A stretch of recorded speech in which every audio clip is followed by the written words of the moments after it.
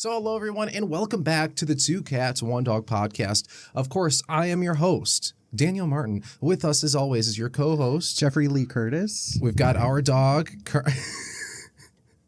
Ruff, we got our dog in studio, and a reoccurring guest is the guest comptroller today. We've got Rachel, the bulldozer. We'll go with it. We'll go with that, dude. We'll go with that. So yeah, guys, we've got a few things to get off at the top here. I have a super important announcement to start with. Since we are recording our news episode later this week, flip-flopping the release where I would normally put our news and announcements, but we have a huge guest spot next week. Mr. Ben Kissel of OK Bud, where everything is going to be OK Bud, will be joining us. We're insanely honored to have set up that and really excited to whip up our first major player coming by the Two Cats production. He is from California, the land of the cool and attractive and hot, so he'll be joining us remotely, but it's going to be an awesome time. Anyone who's familiar with his work in podcasting for the last decade and a half probably knows that he is a massive inspiration for what we do here. And with that said, let's drum up some love for the upcoming guest in the Two Cats show. We're going to start making waves here, just like I said, and I want to wow our guest with a great time and an active audience. So we'll be sure to share more of his stuff and let him plug himself next week. So this week, let's get into the cockpit for the episode. Sorry, Rachel, I guess there aren't planes with snatch pits yet, but the technology is almost there. It's being developed. Same thing, whatever. Because today's episode is all about mid-air disasters. And I've been so pumped for months about this. It has been a huge point of morbid curiosity for me, and there's so much documented stuff that we can revisit this subject like time after time. But let's lay a good foundation today. I think the most appropriate place to start would be a timeline of human flight. Now, and this is all assuming that you subscribe to the real narrative that we learn like in school that we're taught about. Brothers. Yeah, not the actual truth. Yeah. Not the hidden truth. There's actually, no, guys, if you really want to know what really happened, I'll tell you really quick. So it was the Anunnaki, right? They came down and they seeded the planet with their DNA. Obviously. And then when we were having some kind of cataclysmic event, we went down to Atlantis, and then what we did was we used the power of the Anunnaki to build a spaceship that could send us out into space on kind of an ark. That's what Noah's Ark is all about, but that's not what they tell you in school, especially in Bible school. They want to tell you it's Christian. No, it's the Anunnaki, and they wanted to have two of everything, technically three, but we won't get into that today. There used to be three of every animal. Yeah. Like an interchange between each one. But then they forgot to bring food on the boat. Yeah, they had to let one of every three go, and it just became two. But so, of course, in 1909, Bartholomew de Gusmão demonstrates a small model glider / balloon to the Portuguese court, one of the earliest recorded attempts of a man-made flight. And that is in 1709. That's before we even born as a country yet. It was a long time ago. And then in 1716, Emanuel Swedenborg publishes a flying machine for design, but nothing human muscle power is enough for sustained flight, is what he kind of said. He's like, yo, I've got this thing ready. It's good, but you guys need to be like 40% stronger than you are right now. You guys need to get swole because you cannot do it. And then in 19... Chimp power. Let's get some chimps on this bad boy. Chimps, dude, honestly, if we gave a chimp one of these flying machines, I would love to see what they would do with it. Watch them just make like a city in the sky. I've seen The Wizard of Oz. I was going to say, I thought you were going to say the Planet of the Apes. So, and then in 1793, we've got the Diego Marin Aguilera, which we've talked about him before. The name sounds familiar. Yes, we've talked. He was a Spanish explorer, and we've talked about him before. But I can't. My brain is like short circuiting. I cannot remember exactly. It was something to do with the founding of America, I think. Oh, okay. Gotcha. I don't know, or like with the Columbus, whatever. Push past it. So he reportedly glides 1,000 feet using a homemade glider with feathered wings, but then crashes and arrested for witchcraft. He's arrested for witchcraft as soon as he crashes. They're like, "Hey, you okay? By the way, you're going to jail." He's flying around with his boomstick. Yeah, you're not supposed to do that. And then in 1804, George Cayley builds and tests the first known fixed-wing glider capable of stable flight. And he actually becomes the first adult to fly in a full-size glider, but quits afterwards while he's ahead, because he knew it was a risk every time. And then in 1891 to 96, Otto Lilienthal makes over 2,000 gliding flights. 2,000, you guys. Now, this is like this is old Spanish, like folks tale. It could not be real. But apparently he did 2,000 gliding flights before dying in 1896 after stalling during a flight and breaking his spine. So that was, oof. He was so close. If he would have just waited a few years for the Wright brothers to figure it out, he would have been A-okay. They probably learned something from him, though. No, they probably did. They probably did. And they definitely did an autopsy. Just kidding. They Thank you, Otto. They didn't check for shit, your dude. broken spine. Yeah, they're like, oh, there's your problem. Your T4 is all the way by your C4. So, and then, of course, in 1903, December 17th, the Wright brothers here in the U.S. make the first powered, controlled, sustained flight at Kitty Hawk, North Carolina. Flight lasts about 12 seconds, covering 120 feet. In the January, I always want to say July when I look at January. I don't know why. January 1st, 1914, the first scheduled commercial flight, which is a Benest XIV. What is that in Roman numerals? What? XIV? XIV It would be would 14? 14. 14. 16. Oh, XIV. XIV, yeah, it'd be 14. Okay. So the Benest 14 seaplane flies from St. Petersburg to Tampa, Florida. That is like the first scheduled commercial flight ever. And that is in 1914. That is crazy. 110 years of flight, guys. 111. And then in 1927, May 20th to the 21st, Charles Lindbergh becomes the first person to fly solo nonstop across the Atlantic Ocean in the Spirit of St. Louis. Do you guys also remember what happened to his baby about 2 months after the flight? That's why he went flying. Yeah. To try and find his baby. He was trying, he wanted to go find the baby. And did he find him? I want to think yes. I think the real babies are the babies we yes. found along the way in his flight across the Atlantic. The son was tragically kidnapped and murdered 5 years later in what becomes the crime of the century. And do you guys know if he officially did it? Like, do we know? Hold on. Charles we don't Lindbergh. know, but I mean, We kind of know. It's kind of like is a it kind of like Casey an Anthony OJ? Oh situation. yeah. She definitely killed that kid, but we legally can't say that. But she definitely did it. And she's making her own like what is it, reality TV show or something now? Where she's being like she's trying to be like a lawyer and defend people. Did not know that. It's awful, And dude. That is It's the worst awful. thing Just the I've fact heard. that might actually happen is like just one more. It's my 14th reason. It's a 14th reason. Like that list just keeps. Honestly, keeps dude, getting bigger. I don't even know how she got away with it in the first place, but It talks about what happened and Bruno being a suspect. And, Mars? Yeah. Mars I thought he was Bruno. I thought Bruno Mars was just a great R&B sensation. No, it's his father, Mars Bruno. Yes, I'm a good man, but my father, he was not. 1932, the child was abducted. His body was found on May 12th, 1932. He was kidnapped from the New Jersey home in Hopewell Township, New Jersey. A national manhunt and his ransom negotiation followed. Sadly, his body was discovered nearby about 10 weeks later. Suspect Bruno Richard Hauptmann, a German immigrant, was arrested in 1934 after ransom money traced back to the Lindberghs was found in his possession.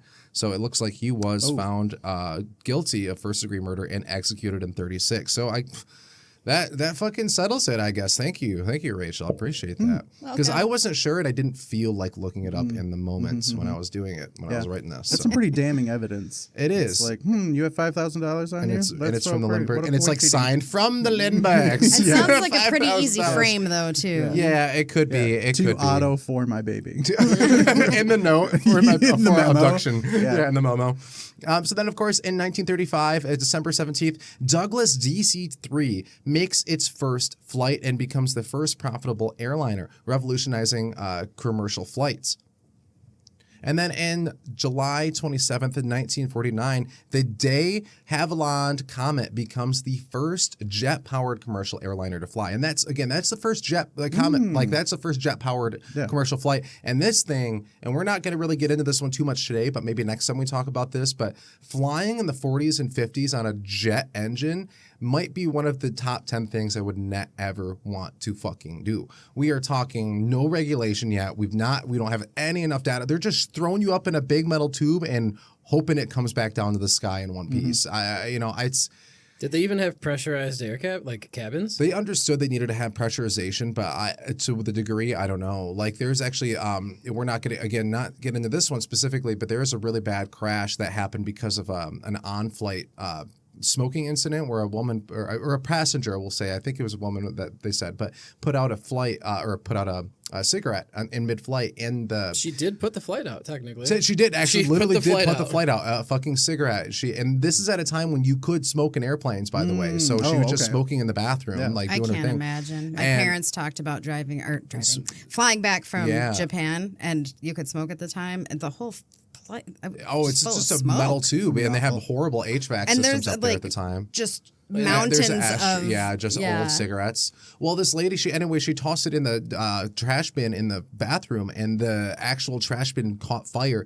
And the trash bin, for some reason, was made out of materials that, when combusted, were actually toxic. And the toxic fumes from that trash can actually killed a lot of people on board. Like you're inhaling plastic the whole time? Yeah, and that they ended up putting the flight down. They put the plane down, but basically everybody died already in the back. Like it basically looked they did have kind of a rough landing, but everybody would have been okay if it wasn't for the poison. Yep, the poison. Damn. So pop that emergency door open. Fuck it. Yeah, dude. Well, they said I guess they never accounted for having toxic fumes. So like the ventilation, anything they thought that was going to build up in there would have gotten naturally taken out. So it's just shit like this you didn't have happen yet. So you're just taking I don't know how you could have gotten on in good, but you don't know. And I wonder in 50 years what we're going to look back on and be like, I cannot believe that they let us do that, and whatever it was. It's probably going to be something with cell phones. What? With the Titan. The Titan? The free... the fucking Check deep next. space. Oh, Not deep yeah. space. Fuck, not deep space. Fucking deep sea. Deep sea. the Titan submersible. Well, that's still that we already knew that was not going to be good. That's true, but it's kind of in that. Everybody told him. He was like, "Hey, don't do this," and he's like, "I'm going to do it," and then they died. No regulations. No regulations, baby. So then in May 2nd, the Comet enters passenger service of that 52. So it took them a couple of years to figure it out. So we're now in the 50s. Now you have a commercial jet. In the 1958, October 26, Boeing 707 enters service with Pan Am. So that is really the modern jet age in America, because the Comet, if you guys don't remember, that is British Airways. Okay. So we were trying to they figured out jet engines before we did, and we're like, fuck. And so Boeing got on it, and they developed the 700 series that we know and love today. And then on April 12th, 1961, Yuri Gagarin becomes the first human in space aboard Vostok 1. In 69, Apollo 11 lands on the moon. Of course, Neil Armstrong and Buzz Aldrin walk on the lunar surface while Michael Collins orbits. And then the next year, the Boeing 747 enters commercial service. So that's really like modern. That's the most modern kind of jet. Like when in the 90s, you might have been flying in one of these 747s. I mean, they were pretty common, and they're very reliable, very, very reliable. So, and then in the 76, we have one of my favorite planes, the Concorde, begins commercial supersonic service. You guys know anything about the Concorde? I know it's like one of the fastest planes that's ever been. That's ever been designed. Commercially, available. And it's because of it. It's called the Concorde because it's got honest to God, it's got such a crazy like look to it, and it has the nose of it is mechanical, so it can be pointed to different configurations. Degrees. Yeah, for configurations for when you're flying, because it does fly like 60, 70,000 feet up in the air, which versus a commercial air flight is about 30 to 35. So it's ahead of its time. It was very ahead of its time, and we'll talk about this later. But in 1976, the Concorde begins the travel, and then in 1977, the Tu-144, which is the Soviets' version of the Concorde, goes out, but it is pulled back down due to design and safety issues, and that one was another onboard fire. And imagine an onboard fire happening at 60,000 feet in the air. Yeah. You're fucking cooked. I mean, literally, you're just done. I think everybody died. Even Russia cared enough to stop doing that. So, and then of course in 2003, in October, the Concorde is retired due to high costs and failing demand after the 2000 crash and 9/11 downturn in air traffic overall. Not as many people were traveling for a little bit after that. It's kind of a hard couple of years to the airliners. And then 2021, Virgin Galactic's Richard Branson and Blue Origin's Jeff Bezos both make suborbital space flights, marking a new era of space tourism. And 2025, Boom Supersonic announces a successful supersonic test flight of XB-1 at Mach 1.1 with the Overture commercial model and development. So long story short, they are bringing the Concorde back in a way in a new version, and it's going to happen again soon. We're probably going to have specific lanes meant just for supersonic, because that's a big deal. I don't think people realize how loud that those planes are, even when they're that high up in the air, you could still, I mean, it could shatter a window still potentially if they're not muffled the right way. So that was a big deal. They had very limited routes that they could take when the Concorde wasn't in service because of the noise level. They could that's actually one of the reasons that they went internationally, is because they didn't fly over the continental U.S. They would just fly out of the U.S. and just kind of over the ocean where it didn't matter. Yeah. So I just thought that was really cool, especially for our baby boomers who were basically born around the time when the jet engine was just being conceived. And then they were shitting in toilets outside in the woods, watching us crawl out from the cave and then land on the moon by the time they were kind of our age or younger even. And I thought that's fucking nuts. I mean, my grandma talks to me about how when she had an outhouse when she was growing up. I'm like, that's just wild. Yep. I mean, it's just wild how far in the past 80 years everything was just completely changed. We were landing on the moon and doing all this crazy shit. And I'd also, we've been talking about the Concorde a little bit here. I'd like to point out some synchronicities here because I'm sure you guys heard me mention the Douglas airplane. That was like your first big commercial. That was kind of before Boeing took over. But so they were a very, very reliable old military company that made airplanes. But at one point they got bought and they merged as McDonnell Douglas. I'm sure you guys might have heard that name or not. I don't know. But the McDonnell Douglas DC-10 was probably the most widely used commercial airplane for quite a while. And it was such a problematic bucket of bolts, right, that it basically ruined supersonic air travel for us, since it's the DC-10 that took off before the ill-fated final Concorde flight and left debris on the airway, damaging the Concorde, taking off behind it. And given the high-class status of the Concorde flyers, when it fucking crashed and killed everybody on board, that was a very high profile thing. And it just threw a whole wrench in the operation. And that crash just hurt the confidence in the very wealthy, which were the only people that could afford to fly in the Concorde at the time, because it was very expensive to operate because it's a fucking super. I mean, there's a lot of things that kind of have to work just the right way for that to even be somewhat affordable. And it still was extremely expensive. So given the fact that they killed everybody, but it wasn't even the fucking bird's fault, dude. The Concorde was fine. It was a good aircraft. The DC-10, we don't get into this episode specifically, but the DC-10 probably had some of the most, at least what I've recognized, and I'm an amateur studying this shit, but what I recognize as being the most bullshit accidents where some stupid happened and just killed like everybody. And it's like, really, dude? You couldn't fucking tighten a bolt? Like, because one of the most famous ones was a cargo door falling off. Oh, no shit. It actually killed so many people, dude, just because the cargo doors kept flying off. And they're like, bro, what are you doing? Fucking bolt this shit down. Like, what? Why are we doing this? Because you lose pressurization. And that should be in like your checklist at the beginning. Right. So make sure the door doesn't fucking fly off when you fly it. When you fly, it doesn't fly off. So I think that's a good idea. That's a good idea. You write that down. That's a good idea.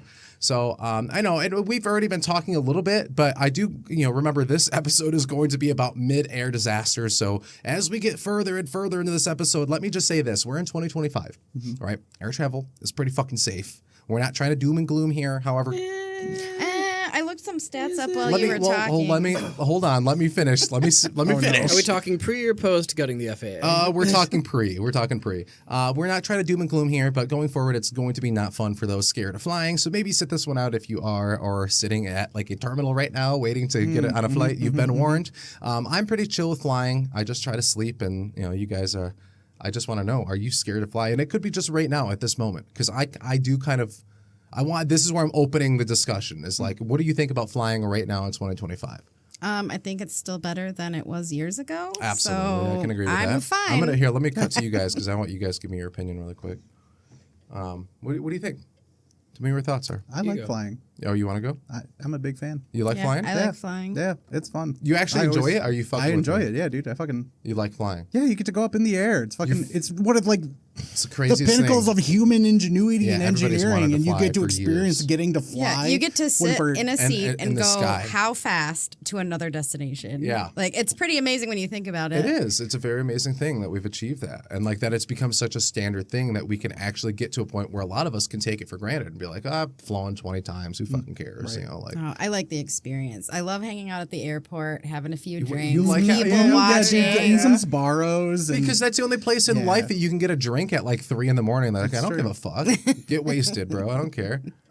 And you get that to you can see the start people that drinking you at 3 in the know morning. There are plenty scared. of places you can drink at 3 in the morning and no one bats an eye. Well, yeah, that's to fair. That's start your fair. drinking at 3 a.m. That's where it's like, well, whatever, dude. Yeah, Those are the people that you know are scared to get on the plane, and they probably took some other things to go along with their I've drinks. seen that, dude. Working at the airport, I've seen those not mix well.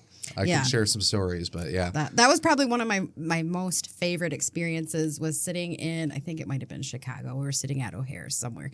And I asked the bartender, because I love talking to people. So Weird, I asked yeah, him. weird. Yeah.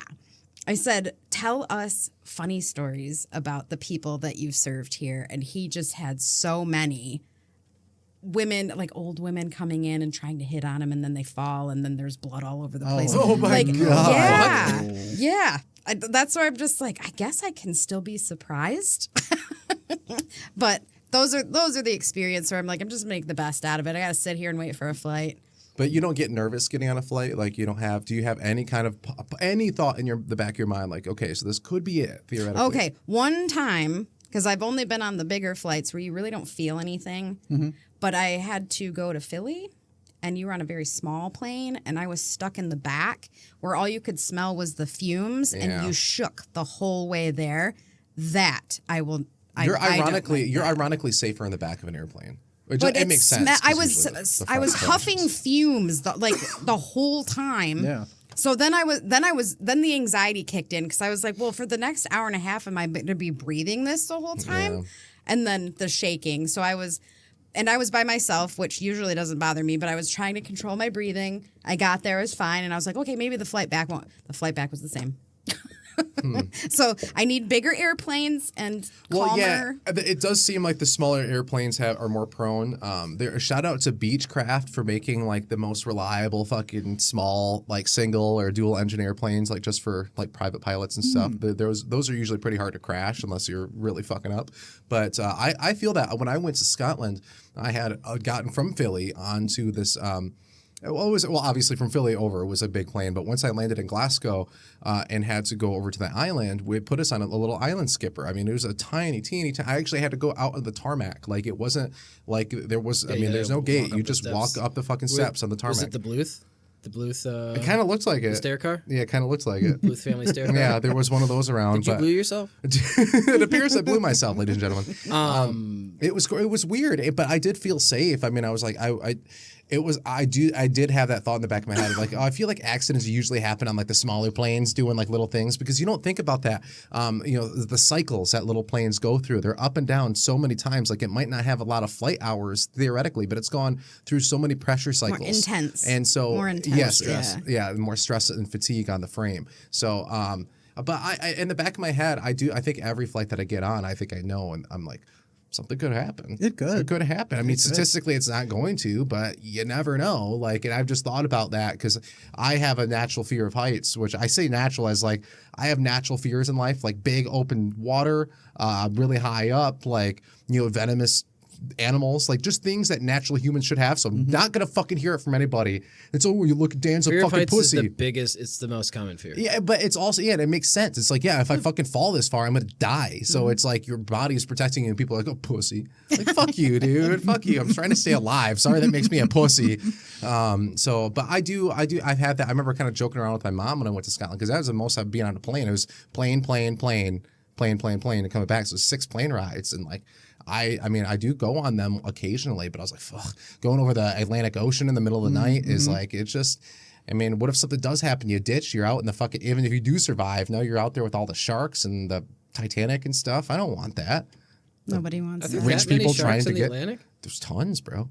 They're more in the Pacific, but they I actually, associate them with the Pacific. if we're going to talk about sharks, great whites, they found that great whites actually have a migratory pattern that takes them throughout the entire planet. They have key points throughout the entire planet, and they just use the entire planet as their fucking pool. Like, yeah, brother. It's cool, dude. It's cool. Sharks are cool. But yeah, I don't know. I just wanted to talk about that. And what do you think? I mean, do you have that thought in the back of your head? Like this could, I mean, I'm getting on a plane. I'm surrendering my control to somebody else. Yeah, I have that sure. thought when I get in a fucking car. That Like- I feel worse. I feel worse getting in a Like car with somebody I else. feel that I'm the same, honestly. as somebody with an anxiety disorder, I feel it all the time. Yeah. I am always surrounded with the idea that I could die. I had a panic attack 2 weeks ago because I thought I was having a heart attack. That was it. that would like I live with it, so I'm pretty used to it.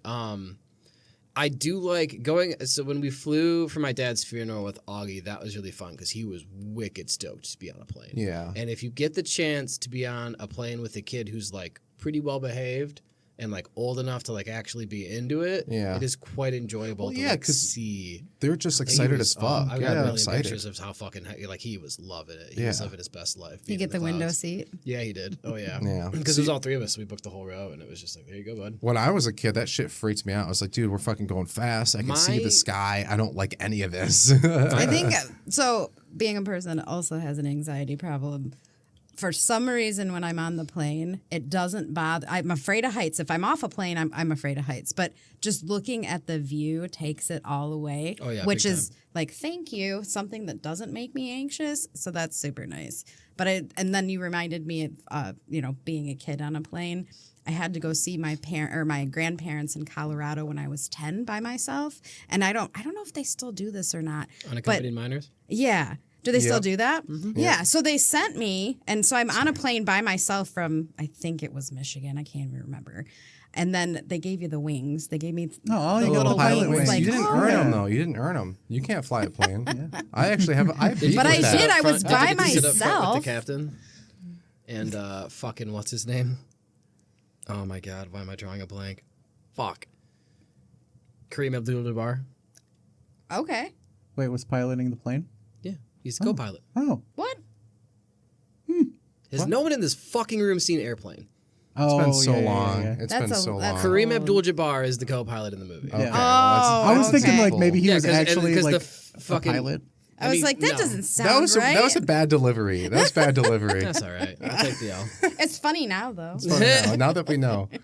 Yeah, I've seen Airplane. It's been a Yeah, while. because there's a whole fucking thing about the fucking captain being like, "Oh, why don't you come up here, Timmy?" He's got him on Yeah, his he's lap got him and on- shit like yeah. that. I don't want to go. Okay, so are we moving on from that segment? Fear of flying. Did we cover that out? Actually, I have the stats that I pulled up. Ooh, stats time. Yeah. So I'm going to hand this over to you. But I looked up I don't wanna airlines, read stats. airlines Rip it, with the rip it, rip it. poorest safety records. Rip Actually, it, dog. Is it Spirit? No, it's it's not actually Spirit. Yeti Southwest? Air, Nepal. Nepal ranks top. Here, check this out. Is that like that's got to be like just a sheer like numbers. Let me game see. for how That's many what it people says. So fly. it'll tell you what it's Like, based on. I'm that's- scrolling to the Because top. Nepal, India is what 1.2 billion. India, dude. Or is it India's- 1.7?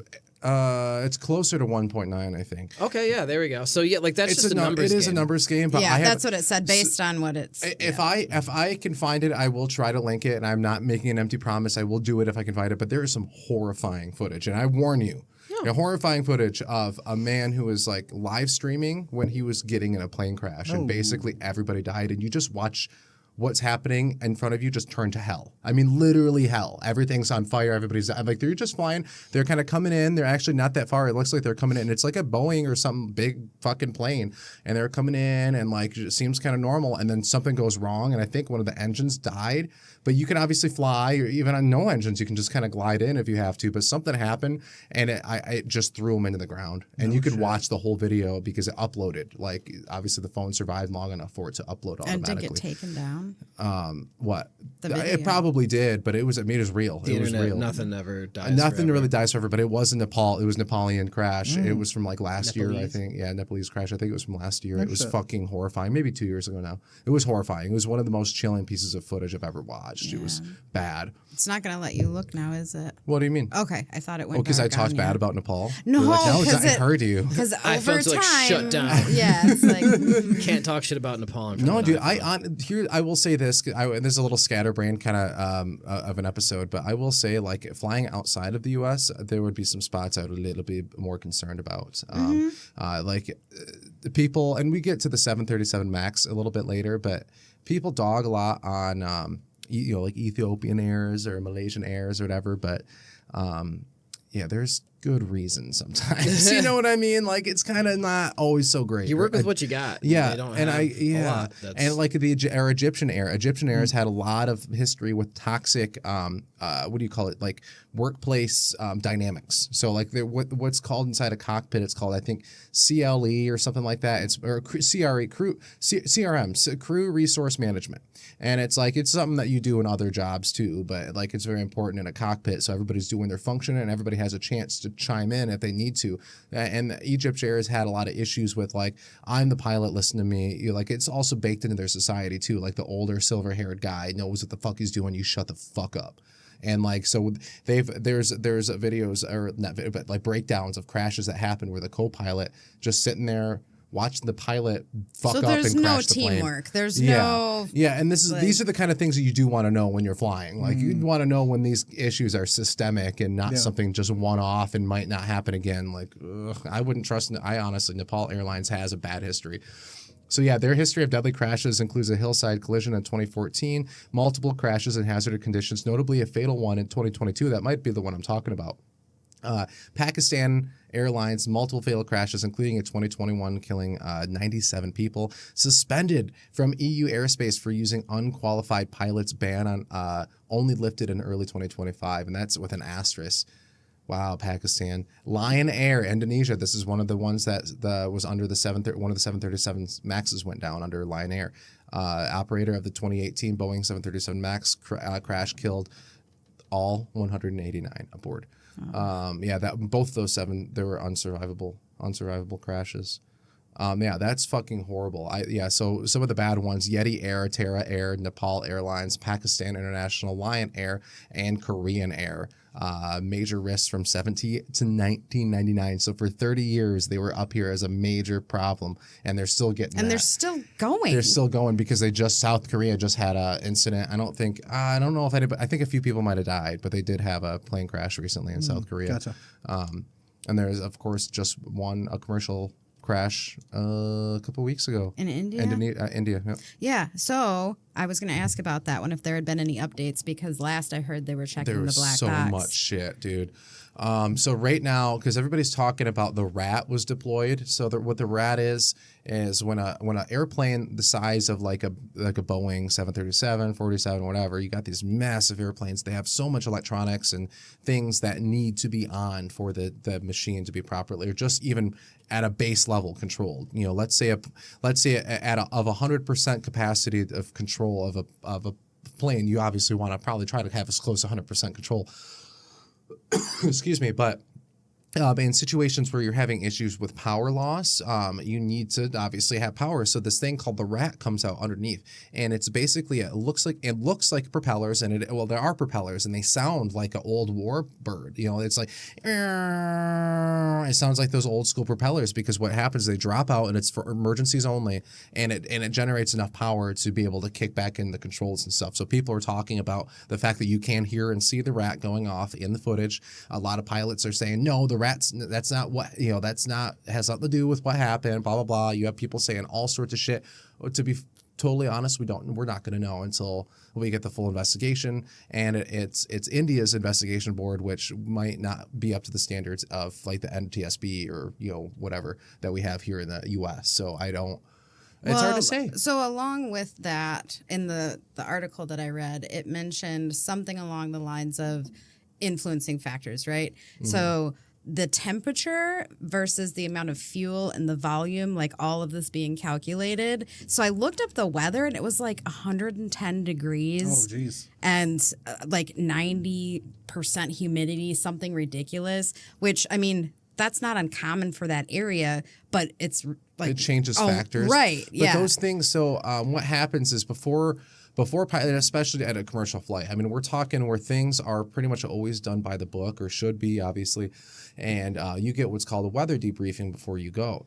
And they'll also give you updates if you're in the air and shit changes, because weather moves quick, and you're obviously traveling from A to B, and the weather is going to travel during that time from A to B. So everything's very complicated, and people think that you just take off and every flight's the same, and it's not. I mean, you have different configurations for different conditions and different things that need to happen, and who knows? Like, like you said, there's so many variables. And another thing that comes into play a lot too is elevation. A lot of pilots that aren't it's one of those things. Let's say you have 100 little tasks going on at one time, and you might forget one of the important ones, and it's called getting behind the aircraft. So you want to be ahead of the aircraft. You want to know what's going on, be in full control, and then one thing happens, and another, and then another, and then another, and a chain of things happens, and now you're behind the aircraft. You don't know what the fuck's going on. You can go from 0 to 100 and as far as confusion goes so quickly, especially if you're flying in the dark, if you're flying over water where you can't see the horizon, you get spatial disorientation really easily.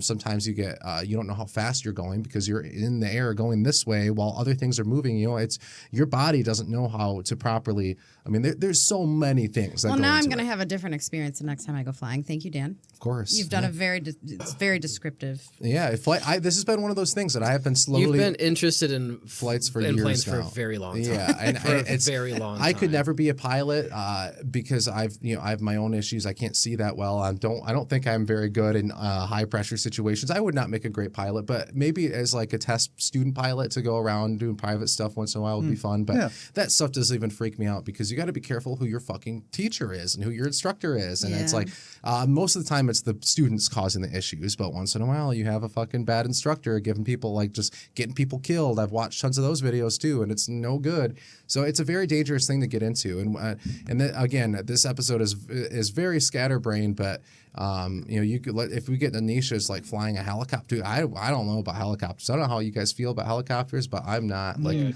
Terrifying, they're terrifying. but I would fucking love to be in one. I would like to go in one at one point, but I don't know how often because I do think it really is a fucking numbers game with helicopters. I mean, look at Kobe. I mean, what kind of fucking that is such a high profile person to just watch go down in a fucking like that is crazy. If it can happen to him, it can happen to That's anybody. what I'm saying. It's like he's got a good the pilot. The general consensus with that was that the pilot should have known better than to be flying. It was foggy as fuck. Yeah, it was, but it's just one of those things where it's like if he's on the payroll and he's getting paid all this money to make good decisions and to fly, and he didn't make a good decision, who else is gonna? You know what I mean? It's something. It obviously is fucking horrifying to watch shit like that happen. And John Denver killed himself in a private, not in a helicopter, but in a private thing. Leonard Skinner, same thing, killed half of the band members, all the good ones at least, in a fucking over the over the marsh of Boca Raton with a private plane that needed to be fixed, that they were going to fix as soon as they got on the ground. Yeah, that's never a good thing. You don't. Yeah, ever, if anyone ever said we'll fix it when we land, no, the fuck we won't. No, how about we fix it now so we can land? But all right, so let's push on to the next one. We kind of talked ad nauseum about. I don't know. We can cut all that. Yeah, when when is there going to be a break just so I can breathe? Dude, let's take a break right now. Whew. Let's grip it and rip it. Grip it and rip it, bud. We've got 45 minutes in, or about 40, so. They call me the clack man. I clickety-clack it in like a little man can. So we kind of established a timeline of flight from humans. Cut that. I don't know what a little man can is, but I don't need the answer. It's not June anymore, okay? Okay. So we clearly like timelines here. We established the timeline of human flights from the mid 1700s all the way up till kind of recently, and our recent developments with making the Concorde 2 back in just earlier this year, having some developments with that. We also talked about our fear of flying and how all of you guys are pussies and don't like to get on planes. I mean, now, no. for the context, they all are sniveling little babies, and they've never actually. I don't think any of you guys have been on a plane, right? Isn't that right? It's We're gonna push. I've past never even it. seen an airplane. I don't know what is a airplane. Airplane? You fly in the sky? That's blue crazy. thing up there? How do you get through the clouds? That's crazy. So we do like our timelines here, and I want to establish a new one. So we're going to go from the first commercial flight crashing in the U.S. all the way till the most recent one. And then we'll kind of fill in some in between, and that's the timeline we'll be able to work with next time we get together. The crash of the TWA Sunracer and the story of Nellie Granger, hero stewardess, April 7th, 1936. This is the story of TWA Flight 1, a DC-2 that crashed at a mountain top near Uniontown, Pennsylvania, on April 7th, 1936. It's also the story of Miss Nellie Granger, the hostess on board the aircraft who was a member of TWA's second class of air hostesses, and her bravery and dedication to her crew and passengers. So this is a story. This is a story of a hero lady back in the 30s when they weren't allowed to well, really do much of anything. So she said she leaped from the wreckage, suffering principal from shock, and rushed to a nearby farmhouse for aid. After reporting the tragedy, she raced back to the plane to give first aid to the 2 surviving passengers. Among the passengers aboard the plane, which left Newark, New Jersey at 7:45 a.m., was Miss Meyer Ellenstein, wife of Mayor of Newark. Miss Ellenstein was en route to St. Louis. Another prominent passenger was D.D. August, an official of the Revel August Forge Company of Grove City, Pennsylvania. The plane, known as Flight Number 1, made its first scheduled stop at Camden, New Jersey. It was due at Pittsburgh at 10:23 a.m., but was more than 3 hours overdue when the hostess telephoned word of the crash. Earlier, it was reported that the plane was having radio trouble and had passed up Pittsburgh to continue to Columbus. It was due at Columbus at 11:46 a.m., but it was overdue by 3 hours before the crash became known. On the basis of the hostess' report, Chief Pilot Otto Ferguson and Assistant Pilot H.C. Lewis were killed. And then it shows some pretty cool things here. So there's very interesting images of the inside of the plane to give you an idea of like what the fuck this looks like, which is just cool. It's wild looking, man. It really does look like a coffin. Yeah. I mean, that is a flying coffin. That's all that is. It's just like 2 seats. Yeah. Like you have rows. there's Seats no right room. next to each You have other, no going all the way room, dude. back. Like It looks like an old box train car. Yeah. Honestly, it kind of does. So TWA announced that it talked to Uniontown Hospital and understood that the passengers who survived were a man and a woman, so just enough to start over society. That's perfect. Miss Ellenstein was the only woman on the passenger list. Another report stated that the hostess was a passenger, and those are the only survivors. TWA said it had established contact with a person who resides near the scene of the crash. One theory developed that the pilot had lost grip in the fog and gotten on the wrong radio beams between Newark and Pittsburgh. Miss Granger went to the farmhouse, and when she was badly hurt herself, she had an awful bump on her head and her clothes had been burned. She was wearing a man's overcoat and wouldn't stay for a minute after she telephoned. The man told her that he would have an ambulance at Haydentown to meet the 2 injured passengers and take them to the unknown hospital. Then Miss Granger left right away with Dale Weller, a neighbor, in his car to go back to the plane for the 2 injured. So she did not waste any fucking time. She was all trying to get the whole time trying to help other people, which is awesome. So I just picked up a wiki article to kind of wrap this up because I did want to know what happened, but we've established that only 2 people survived this crash. It was the first commercial plane crash in the U.S., and what had happened here is it crashed into a fucking mountain, but I wanted to know why. So I found this little clip from the article on Wiki. It says, unbeknownst to the pilot, the course he flew was about 8 degrees south of his plan. After passing the Harrisburg, Pennsylvania radio beam, TWA Flight 1 began to drift south heavy. A heavy cloud cover prevented Ferguson from seeing any landmarks, and he was only relying upon instruments. And at around 10 a.m., Ferguson began his descent towards Pittsburgh, believing it to be much closer than it actually was. And at 10:09, he asked for weather conditions and was told that the sky was overcast with thick clouds above 1,700 feet. He confirmed the report and said he was about 10 miles east of the airport, flying in clouds at 3,000 feet, where Ferguson said the tower's radio signal was very weak and asked, is it okay to come in? That was the last communication from the plane. Is it okay to come in? Nothing. I would hate to be an ATC after like losing a plane. Like that shit would be so. I've heard read stories about how people react after that, after knowing that the people you just talked to just all fucking died. Too much pressure. Yep. I know a guy who was an ATC. I lived with him for a little bit actually, and he just retired right before the new administration took over. So because he knew shit was about to hit the fan, and that's we haven't talked about that specifically yet, and we're going to avoid the actual politics of it. But point being, right now we're at a spot where the FAA people like out of Newark, where that most recent crash happened, which we haven't. Did we get to that yet? Did we establish it? No. Oh, we talked about the first one. We're still talking about the first one. Okay.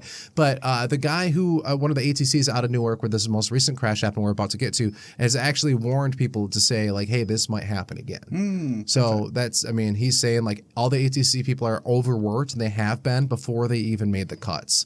So it's, like, not a good situation at all.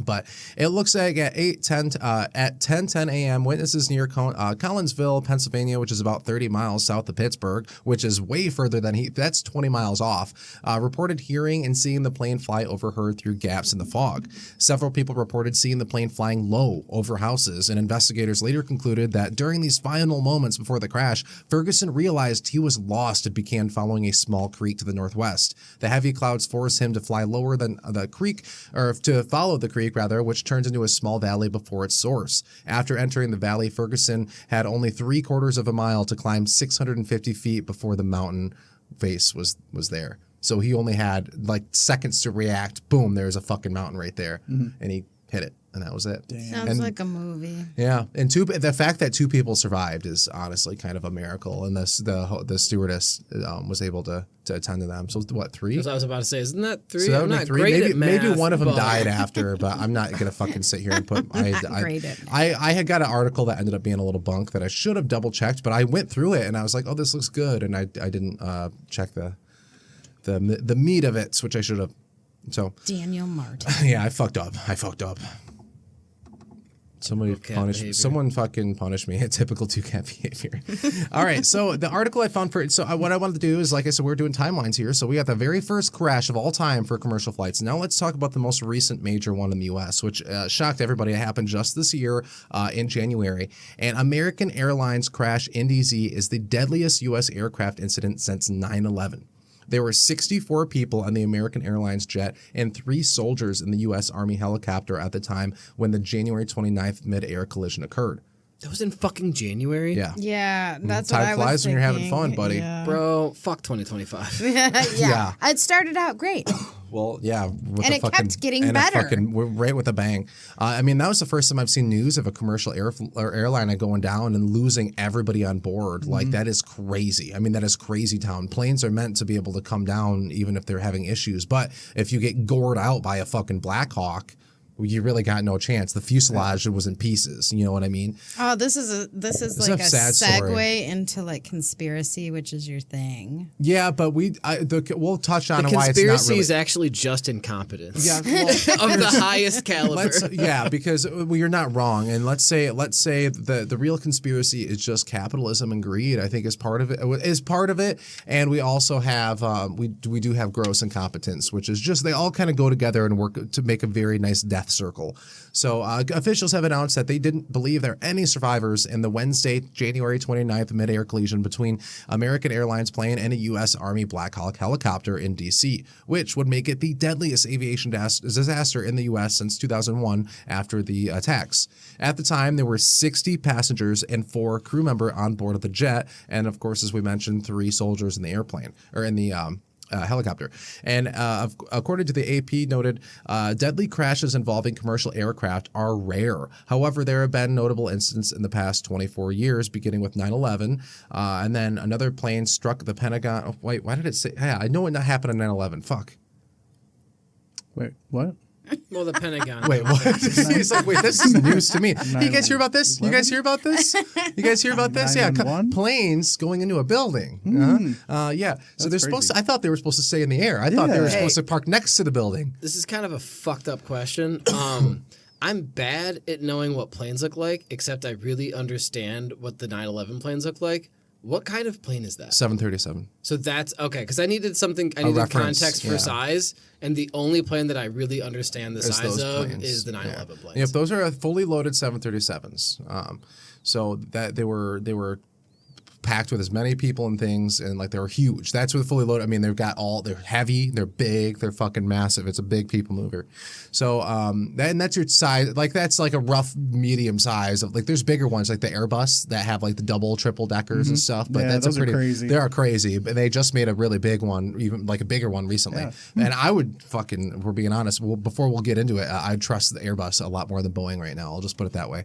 So 2 months after 9/11, on November 12th, 2001, American Airlines Flight 587 bound for DR crashed in Belle Harbor, New York following its takeoff from Kennedy International Airport. The incident claimed the lives of 260 people who were on the plane and 5 people on the ground, according to the NTSB. The accident was a result of an in-flight separation from the vertical stabilizer and subsequent loss of control. And as we'll see, sometimes that just happens with the airplane malfunctions. There's been many air crashes where the vertical stabilizer and like the elevator and shit are two things that I've seen a lot that have like snapped or basically made it so you can't control the back of the plane. So you're just working with just the wings, or you lose the fucking landing gear, or you lose fucking control of the ailerons, or you lose like it's just like what are you supposed to do when you lose these major critical components? There's famously the Air Alaska flight that went inverted for a little bit before it crashed. It was like they made a movie about it with Denzel Washington called Flight. And in that movie, some people survived. In reality, nobody survived. Everybody died. But these were very, very experienced pilots who did almost the impossible because they lost control of the elevator and they could not control the tail. It was just dead weight. And then eventually something just crashed internally and just completely fucked the plane. So the only way to keep it somewhat stable was to go like this because of the way that where it was stuck. It was stuck in a down position. So in order to get it to like generate lift, it had to be upside down. And they flew like that for a little bit. Then they got control of it again, and then it went into the ocean, killed everybody. But they did, and they said they put people through those simulations in the in the simulator, and they said no one was able to even get as far as they did. Like they were just insane pilots that were very skilled. I was gonna say the moment there was. Oh no, it's scary. I would have passed out. Yeah, that's the thing. It's like, but it's crazy, and this is, I think, one of the reasons that it is a very morbidly like curious thing to a rabbit hole to fall down. But you watch these videos where it's like these people are experiencing the last moment of their life and they don't even know it, or like something happens and they don't even realize that is the end. That just spelled the end, and there's not a fucking thing you could have done to make it any different. You're in your coffin right now, and you just don't know it. And that's such fight a or fucking flight. Like scary thing. And some people are able to work it out, like almost impossible situations where they get out and it's like, bro, how did you survive that? Like, how did you land the plane? How did you do this or that? And it's like, it's crazy. Pilots, have a lot of, the good ones are very, very good. I'll put it that way. The good ones are very, very good. But again, if you're working with busted equipment, what can you do? And sometimes we do a bad job as a society of blaming pilots when they're working with, like I saw someone, that flight I was just telling you about, the Air Alaska, saw someone like dogging those pilots, like honest to God, like criticism of, I think it said pilot error for why it crashed. And I was like, you get in there then. Yeah, I was like, how is losing the elevator, like how is losing your fucking control of half your plane your fault? Like seriously, like 50% of men think that they can land fight a bear, when in fight against the bear. You probably can. But here's the thing: is in a brand new aircraft, if there's no things going wrong, you're still fucked. But if you are able, people assume that the air traffic controllers know how to fly a plane. They don't. That only happens in the movies. They would have to get you to a pilot. That's what you would do in that situation. Like if let's say what happens in an airplane. Yeah, that always yep. They have to get a pilot. Yep. So that because Hugh Hefner, and he told me that he was the best damn pilot I ever.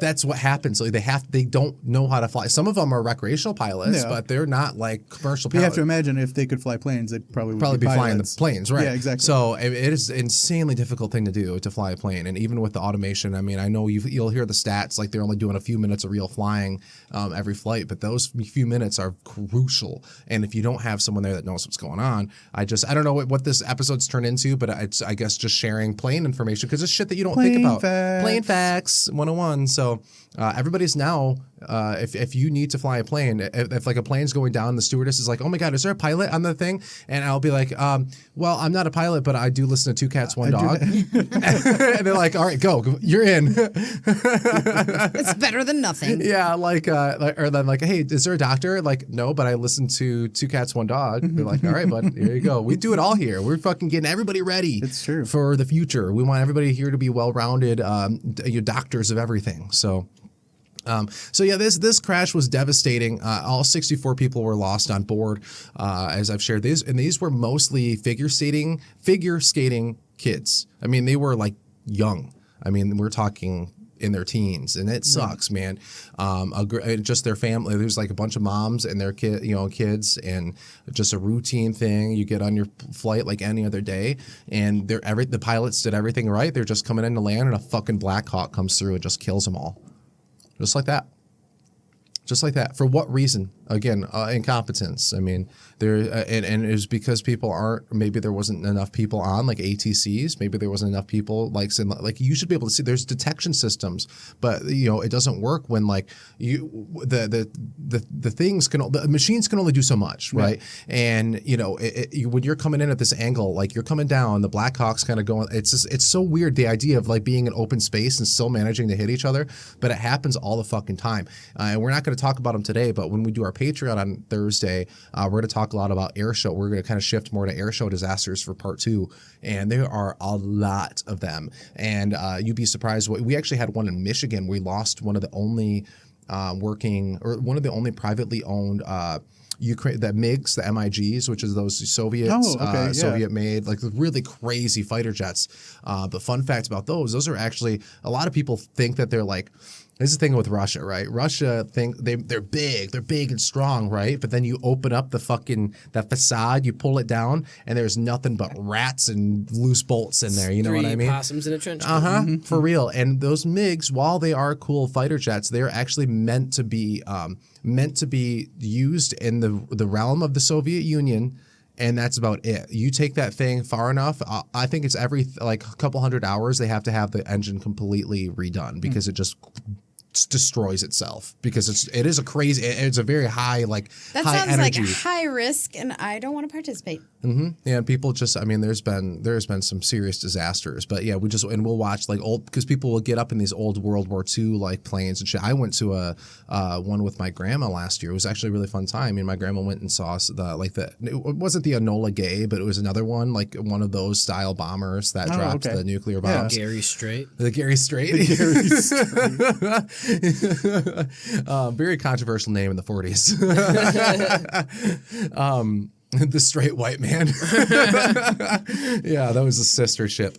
But yeah, it was very cool to see him flying around. It is a very cool thing, and I don't blame people for wanting to go, but it's kind of, when you watch these videos that you don't know it's about to go deadly wrong, but it's like they're up there doing crazy aerobatics, they're flying next to each other too close, and they're going upside down, and it's like, that's really cool, but all it takes is like boop, a split second, somebody makes an error, and all those formations, and it's a domino effect of people hitting each other and just midair. And there were some crazy pictures from that last one. I don't know if it was the one here or the one in Houston, but there was a really bad one about a year or two ago, and they had these crystal clear, high definition pictures of, you could see people midair like about to fall out of their airplanes because they're now exposed because the crashed. And so, I mean, you get in a car crash and you get out and you're like, you okay? Oh, yeah, I'm okay. When you get in a plane crash. If you're not wearing your seatbelt. No, that's not true. You'll be safer because remember, kids, seatbelt, say it with me, seatbelts kill more than they save. Thank you. We all say something different. But yeah, it's air shows can be very deadly, and it's interesting to see those go down. But yeah, I just wanted to establish a good timeline here, dude. This was the most recent horrible commercial airline disaster in the U.S. Again, doesn't mean there's no mechanical issues, no pilot error. They just got smucked by they got T-boned, bro. They got T-boned, and it's horribly sad because of the demographic on there. If anything else, a bunch of fucking kids. It's really sad. Can we comment on like cool stuff? Yeah, like the Blue Angels. I love the Blue Angels. It's cool. Yeah, Homelander flew with the Blue Angels. So Dad would have loved to seen that. That's true.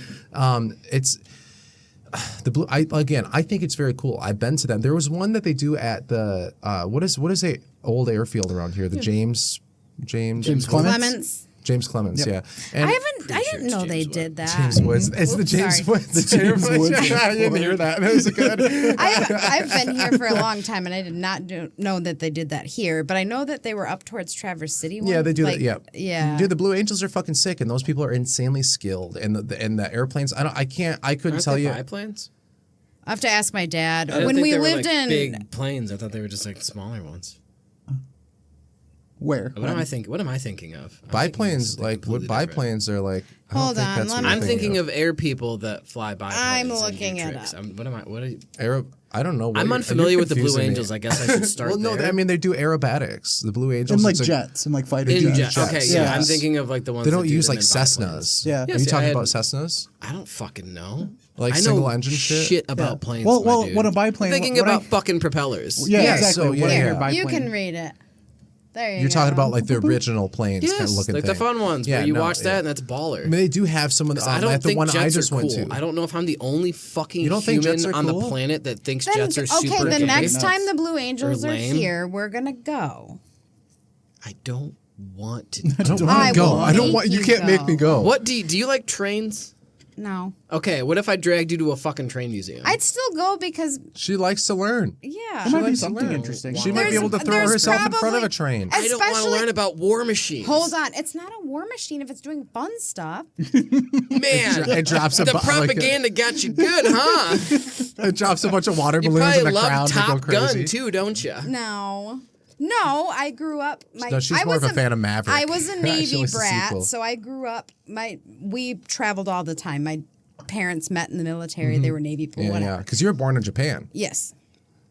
But when we were in California, we went information. to see the Blue Angels, and I remember being like, I don't know, 4 and having to put the earplugs in, and Yeah, it was it's so cool. It's cool, yeah. And they got to do fun stuff. So I don't associate it with anything bad. It's just it's talent. It's the intensity of the feeling. So that's what I Like associate those with. pilots are like jocks of the sky. I mean, like the Yeah. shit. There's people that have talked about, and again, like cool or not, like the idea that people will. So there's what that we've talked about this, the test pilots, right?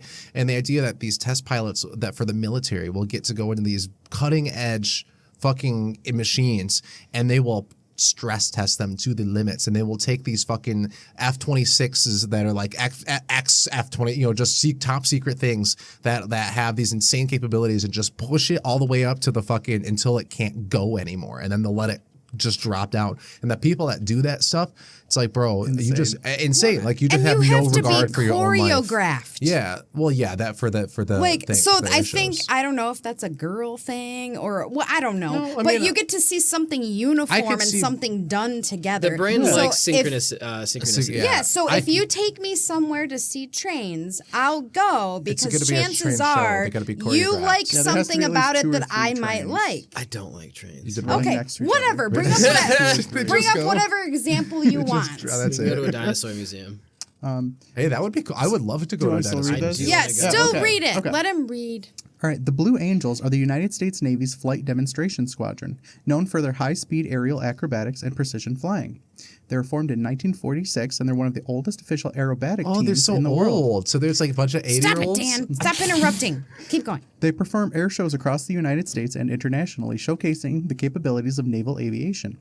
Their mission is to inspire excellence and service through flight demonstrations and community outreach. Aw, so they Thank don't you. brown It's a they don't fun bomb little way- brown kids. It's a their fun community outreach. way to describe propaganda. You guys, They do community outreach.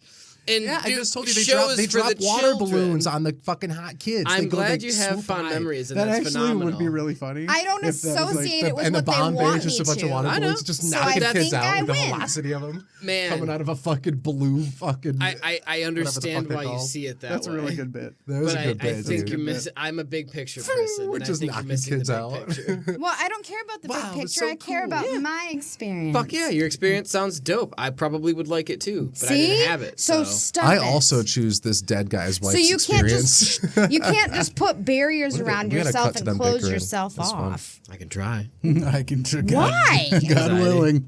That's what you don't want from other people, though. So you can't be a hypocrite. Now they can leave me alone. We like hypocrites here. We're a hypocritical podcast. Don't support this. I support support any of this. This is funny to me. I'm allowed to be a hypocrite, but other people no, aren't. no, nobody else can.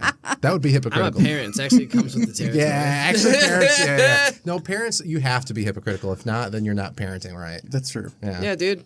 I know, need dude. you to have better habits than I have, and I get that in for real. quick. Do as I fucking say, not as I do, bitch.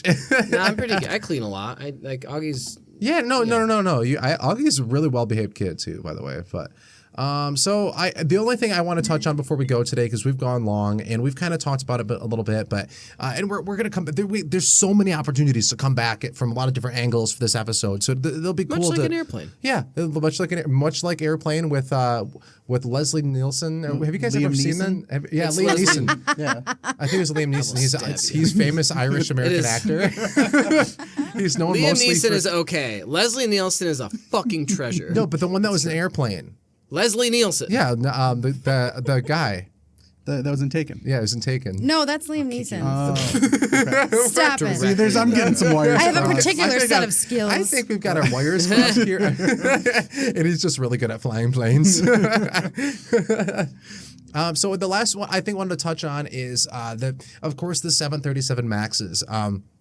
This is one of the reasons that I'm going to sit back. I don't even need these notes. Okay. All right. So I have. Oh, this look is, at you, Dan. Going This off is the when book. I'm going off the cuff because this is when I became kind of a little obsessed with the airplanes. Is because the Max. Now I was working at a airport that when the second one went down, and it was like a little surreal because it's like it didn't happen in the U.S., but it happened to the same airplanes that are made here in the U.S. that are flying around by a U.S. company. That there's some in my fucking airport. I just watched one of them go straight into the ocean and kill everybody on board, and everybody that it was a weird feeling.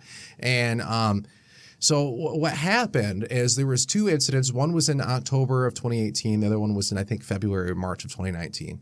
And they're with the same model plane, 737 MAX. It's been highly controversial. After the second one, every single one of those planes around the world was grounded, but on different times. Fun fact, China grounded the MAX before the U.S. did. Really? The U.S. was very slow to do it because the Boeing's an American company. We have a lot of interest in them doing well, and they have a lot of contracts with their Defense Department.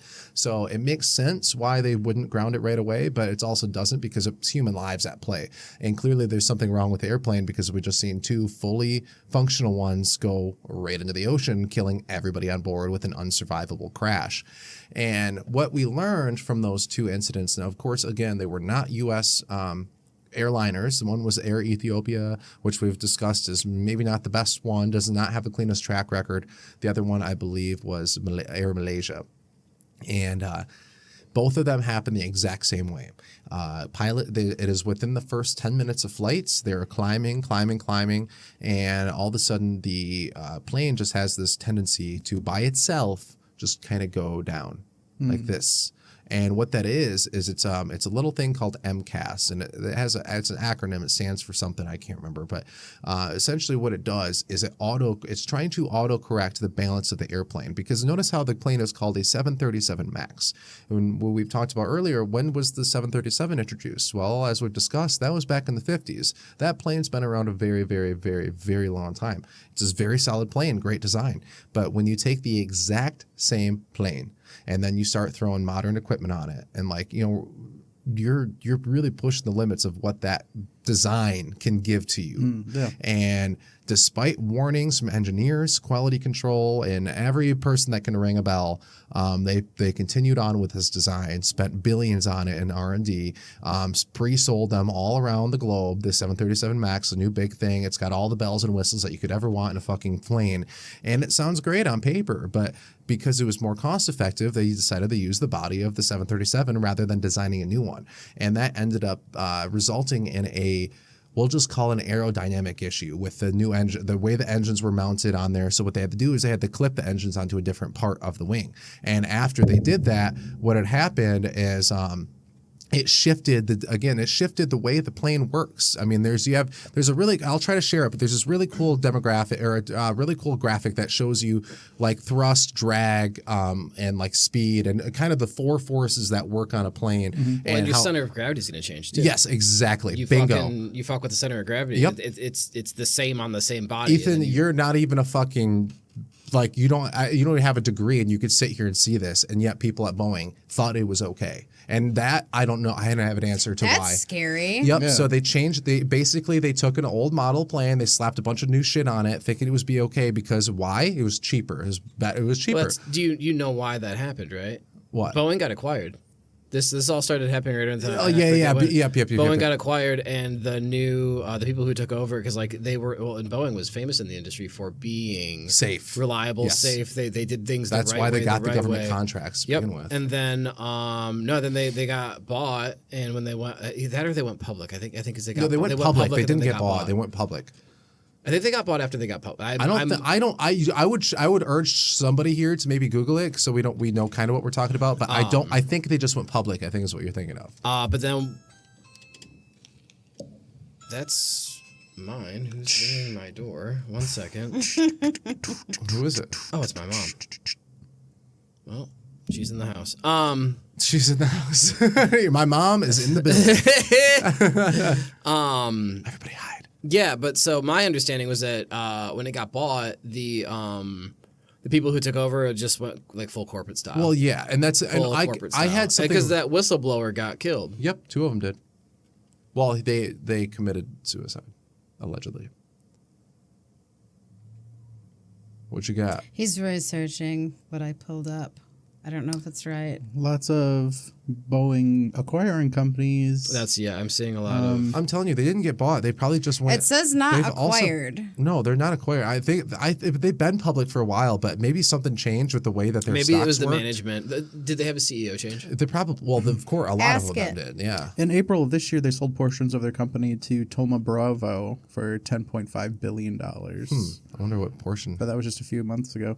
I mean, like one aspect of all this that we could get into, like as far as like how it concerns conspiracy theories and shit, is like with like the engineers who were going to be coming forward and then got murdered. Yeah, they did have people come in. Well, let's establish a baseline for what happened. Of course, we're just describing this. Let's start with the facts, right? So the facts are we have 2 planes, perfectly good shape, went down into the ocean. One of them, the day before, there was a jump seat pilot in there that saw this happening and corrected it, and the plane landed. Fine. It was fine. But they didn't, I don't know if they didn't leave proper notes or whatever to tell the next crew, like, by the way, there's this thing going on with the MCAS. It's turning on by itself. And you can't turn it off. Here's what you have to do. They didn't pass that information along. And I was trying to describe the aerodynamic issues earlier because of this pure fact that this plane has issues. It has issues just from the way, from the ground up, from how it's built. It has some kind of issue. And so they introduced a software in it called MCAS that corrects the like you mentioned, the center of gravity is now different on it. So this MCAS is meant to correct it via automatic inputs to the plane. So overriding the pilots. And that's an important thing to remember is the pilots are sitting in the doomed aircrafts, yanking on the fucking yoke, pushing it backward, pushing it forward, trying to do anything they can to regain control of the plane. And there's no way to turn this system off. And another thing important, I know I'm trying to explain things that I probably shouldn't be explaining, but what the MCAS is doing because of the center of gravity has changed, it's trying to correct a stall. Are you familiar with that? So when an airplane stalls, the course correction is to send it into a nosedive to unlock the core of the propellers or the jets, because all a jet is a series of propellers. So what it does is it unlocks the core and it generates it fires back the engines and you get your airflow back in there and then you level out. And that's what you're trained to do that from day one to recover from a stall. You actually put yourself purposefully in stalls as a student pilot, or rather your instructor will purposely put you into a stall to make you recover. There's all sorts of different ones, but the MCAS is meant to induce a stall, if that makes sense. And that's something I should have done a better job of trying to bridge. But the MCAS is essentially inducing a stall. And when you're in that very delicate climbing stage where you don't have a lot of altitude to work with, when you're 30,000 feet in the air, you can throw that fucking nosedive down and recover in a minute, and you've only lost 5,000 feet of air. When you are only a couple thousand feet in the air and you've just nosedived, guess what? Now you're fucking that much closer to the ground. I mean, what are you going to do now you're fucking full ass going basically 90 degrees down. I mean, to an impossible angle. The airplane's starting to rip apart, and it's because the thing is literally nosediving itself, and that happened not once but twice, killing everybody on board, and that is fucking horrible. It is despicable. People should be in prison over this stuff, and instead we have whistleblowers that are dead. We have stocks, continued defense contract renewals, continued fucking investments in public funds going into Boeing, and it's a real problem. And I kind of wrote a little blurb on this, but this is kind of a good analogy for capitalism. I mean, when you are seeking nothing but short-term profits quarter after quarter, and all you are interested in is making more money and shaving and shaving and shaving and shaving, eventually you're going to start shaving the important things. And it's just a matter of time. And we've been doing this, I would say, arguably since the 80s to a lot of things. It's not just airplanes. It's not just this. It's not just that. It's fucking everything, It's man. everything. You pay It's more. the enshittification that comes as a result of chasing the dollar. Yes, because like there could be an endpoint. I think capitalism has a very when it's not unfettered and just left, because what we've done for the past 50 years, it's laissez-faire. Well, that's what we've done is it didn't used to be like that. Yeah. What we did is over years and years, we started adding all these laws of protection and regulation and making it a more balanced, fair way to do capitalism. And then we had a very famous administration come in and basically gut all of that so the rich could get richer and we could get poorer. And it's been doing that for the past 50 years. And you can watch it. I know what kind of fucking healthy economy crashes as many times as ours has in the past 50 years. It's because it's on purpose. The rich get richer every time because they buy back all the stocks that crash. I mean, we're getting into past planes here, but that's kind of the point, as I'm trying to show you guys, is like, it's like you said, the inshittification, the idea that you can just drive profits quarter after quarter for every single fucking thing is just, it's not feasible and it doesn't work. It's not sustainable. No, it doesn't absolutely. work. You can't just keep, especially with something like an airplane. I mean, if anything, there should be very little being shaved off of. Like, we got airplanes pretty good for a while, dude. 90s and the 2000s were a pretty good time aside from a few little hiccups. And it's like, you'd think at this point, you know, There's just a little hiccups. oops. You can only be short-sighted for so long. Well, we threw those. That wasn't the plane's fault. No, that was the plane did User great. error. It did great. It did what it was supposed to do, technically. So what I would say is, like, you would expect, however, in 2025 to not hear of another commercial flight like ever again, basically, because the planes, like we've talked about, almost fly themselves, but there's a lot of delicate things that happen in the first minutes and the takeoff and landing that the pilots need to be aware of. But other than that, if we keep the air clear, you know, we got the ATCs doing their job. People aren't hitting each other in midair. The air anti-collision systems are working. All this stuff, we should be clear. But here we are going backwards and seeing issues with quality control. We're seeing Boeing is actually actively right now in court for when they lost their fucking door in that Alaska flight. Yep. Because you can't do shit like that, dude. You should have fucking consequences. Somebody could have died. They said that thankfully that seat was empty because the seat wasn't there when they landed. The seat was gone. I don't know if people think it's like funny, but it's like, oh, look at the fucking plane blind. It's correct. That was it. That could have been it. And then let's say that something went wrong with the pressurization, and then they had a rapid decompression, which is basically an explosion. We've seen there's many examples of that taking planes out completely. Let's say that happened. You know, not so fucking funny now. We got a commercial airliner went down because somebody didn't tighten a screw. Yep. I mean, come on. This is kind of shit that we just laughed at 9/11. Oh, just shit, so dude. We're all clear. Oh my we God. just laughed at 9/11. That is crazy. Holy It's shit. been, what, 24 years now? I'm just to play devil's advocate on that. Like, it's not funny. Like, we were just laughing. Oh, no. I got it. Oh, yeah. Sorry. I thought you meant it was 9/11 o'clock, and it's not. Sorry. No. That makes I was. sense. You're like, It's it's not funny that there's not a chair there. And I'm like, we were just laughing about. Well, I was laughing at the idea of calling it a hiccup. I wasn't. That was, Rachel. Rachel never laughed. She never forgot. Our moral center. She never forgot. Yeah. The rest of us did. She just can't get over those Blue Angels. She's like, I can never blame a So person. what? I'm in going to her head. make you go with me. I believe that. She's going to, don't. Give me a few Don't more give her drinks any and more I'll- ideas. We're all going. Where's the Dan nearest see one? me on New Year. Come visit last No, you pod did at the too. Blue Angels show. Well, so I just wanted to touch on that and the idea that Boeing has a lot of explaining to do, and they've been kind of, I don't know, rather quiet for someone that, again, has almost caused a plane to go down in the U.S. now and caused a few to go down with there should be more. There should be a lot more being done. People, again, should be in prison. The wrong people have died coming forward. And I also, I have someone that I know that works for Boeing, and that's kind of makes it hard to like. So do I. Yeah, and it might be the same person. No, my younger brother. Really? That is so weird. That is weird. I don't want to say who mine is, but it's like a guy that I know that comes into work. Well, I have 3 younger brothers. Good luck guessing. Each one better than the next. Yeah. Yeah, I'll tell you. Yeah, leave that one out. Leave After that one this, out for Dan's thought. like, challenge accepted. So I just wanted to put it out there. I do think that they need some course correction. I'm not gonna try to get myself killed by Boeing here, but shame on you. Shame. Shame. I have a problem. I Wag got of the beef finger. with Boeing. Bad Boeing. Bad. Wait, who's looking at me? I don't know who's looking at bad Boeing. Is this camera Bad 1 or Boeing. camera 2? Camera 2, No. camera 1, camera 2, bad Boeing.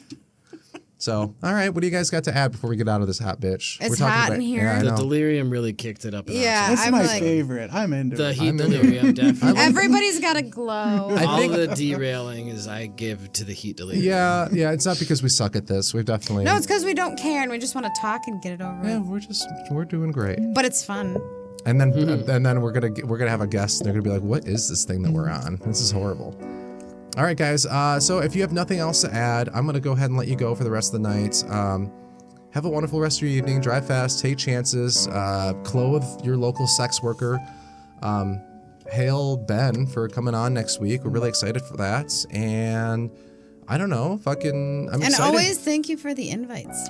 Yeah, of course. We're always happy to have you. Thanks for being here, Rachel. Of course, a shout out to our Patreon members too. Every week we want to shout you guys out. If I remember, Aaron Wiley, Zach and Julia, and then we've got Rachel's a free member, so she doesn't pay. She doesn't really count, but the paying members do count. And we love you. I will pay. I No, just never asked pay. for Don't pay. help. Yeah, she just wanted free stuff. She just wants free shit. wants handouts. No, if you're a guest, you're a guest, we always want to make sure you can see the episode you were on. So if it's paywalled, we'll find a way around it. So you guys keep it real, everybody. Have a wonderful rest of your night. Everybody act natural. Everybody does the opposite. All right. It's fun. Wait, what do you got? Nothing. You got nothing? He already took his headphones off. All He right, quit. goodbye, guys. Goodbye. Yes, sir. Goodbye.